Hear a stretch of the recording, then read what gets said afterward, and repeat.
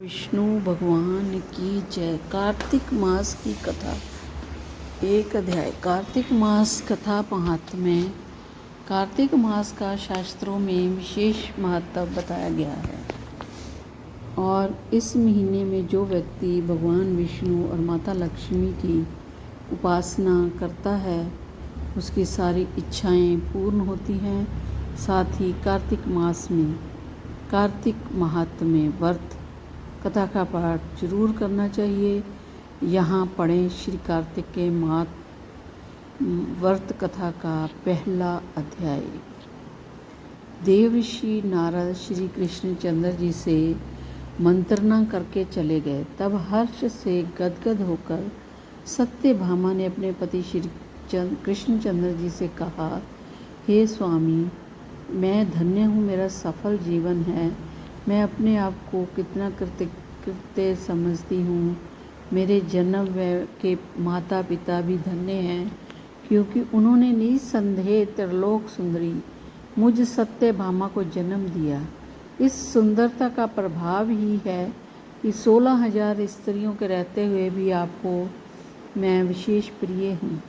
केवल इसी के लिए मैंने कल्पवृक्ष के साथ आदि पुरुष आपको विधि पूर्वक संकल्प कर नारद के लिए उस समय समर्पित कर दिया जब संसार के लोग कल्प वृक्ष का नाम तक नहीं जानते थे। वही कल्प वृक्ष उस समय से मेरे आंगन में लगा हुआ है। हे मधुसूदन, तीनों लोकों के स्वामी भगवान लक्ष्मीपति की मैं अतिशय प्रीतमा हूँ, इसलिए मैं आपसे कुछ पूछने की इच्छा करती हूँ। यदि आप चाहते हैं तो मेरे प्रश्न का उत्तर विस्तार पूर्वक मुझसे कहिए, जिसे सुनकर मैं अपना कल्याण करूँ, जिससे भी मेरा एवं आपका वियोग कदापि न हो। तो श्री सूत जी ने कहा, इस प्रकार अपनी प्रियतमा सत्यभामा की बातें सुनकर श्री कृष्ण मंद मंद मुस्काने लगे। सत्यभामा का हाथ अपने हाथ में लेकर हास परिहास के साथ कल्प वृक्ष के नीचे पहुँचे। उस स्थान से सब सेवकों को हटा दिया। सत्यभामा की ओर देखकर हंसे और साथ ही पूछा।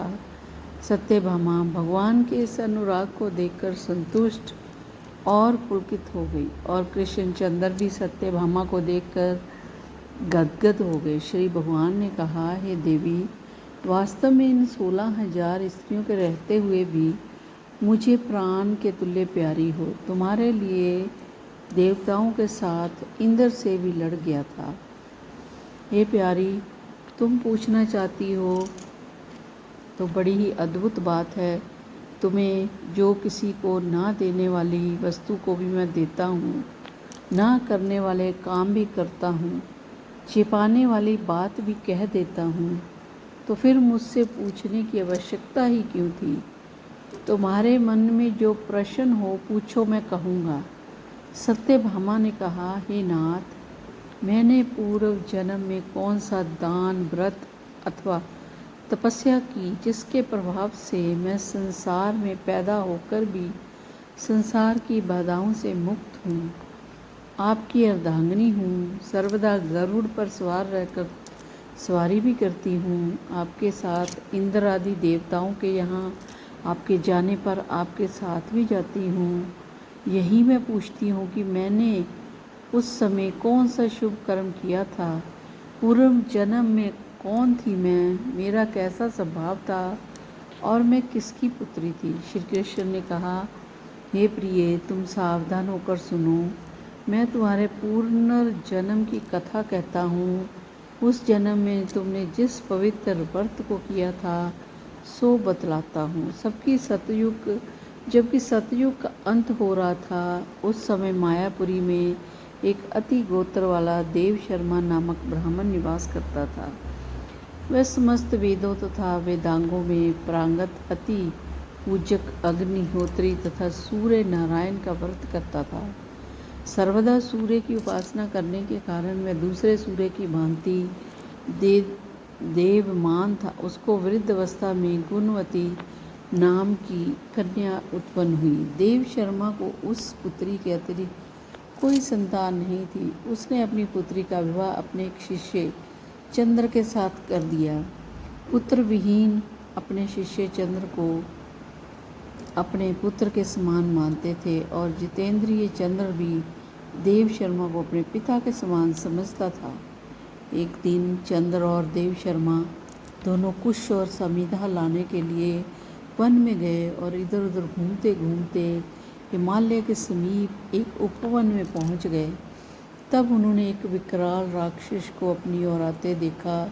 उसे देखकर ये दोनों भय से व्याकुल हो गए, शरीर के अंग शिथिल हो गए और वे भागने में असमर्थ हो गए। या यम स्वरूप उस राक्षस ने उन दोनों को मार डाला। हमारे गणों ने उस क्षेत्र के प्रभाव और उन दोनों के धार्मिक स्वभाव के कारण उन दोनों को वैकुंठ धाम पहुंचाया। जीवन भर उन दोनों ने जो सूर्य देव की आराधना की थी उसी से मैं उन पर प्रसन्न था। हे प्रिय, शैव, सूर्यपासक, गणेश के पूजक, वैष्णव और शक्ति के पूजक, जैसे वर्षा का पानी समुद्र में गिरता है उसी भांति ये सब अंत में मेरे ही समीप आते हैं। अकेला मैं ही नाम और क्रिया के भेद से 5 रूपों में विभक्त हूँ। जैसे किसी का नाम देवदत्त है, वही देवदत्त किसी का बाप, किसी का पुत्र है और किसी का भाई और भतीजा है, लेकिन वास्तव में ये देवदत्त एक ही है। अस्त सूर्य के समान तेजस्वी वे दोनों मेरे वैकुंठ आकर रहने लगे, विमान पर यात्रा करते थे, समान रूप था, मेरे सामने समीप ही रहते थे। उनके शरीर से भी दिव्य चंदन लगा रहता था। और ये है कार्तिक मास की कथा, और इसे ज़रूर सुने और पढ़ें और इस कथा को पूरा सुने ध्यान से।